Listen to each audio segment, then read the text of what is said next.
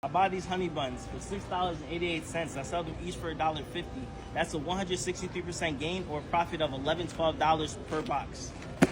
I buy these Pop-Tarts for $11.58. I sell them each for $2. That's a 729% gain or a profit of $84.42. I buy these Famous Amos for $17.88. I sell them each for $1.50. That's a 257% gain or a profit of $45.12. I buy this gum for $17.48. I sell them each for $2. That's a 129% gain or a profit of $22.52.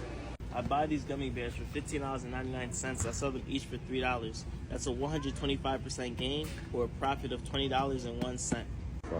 I buy these Takis for $18.38. I sell them each for $1. That's a 150% gain or a profit of $27.62. I buy these trolleys for $20.99. I sell them each for $3. That's a 129% gain or a profit of $27.01.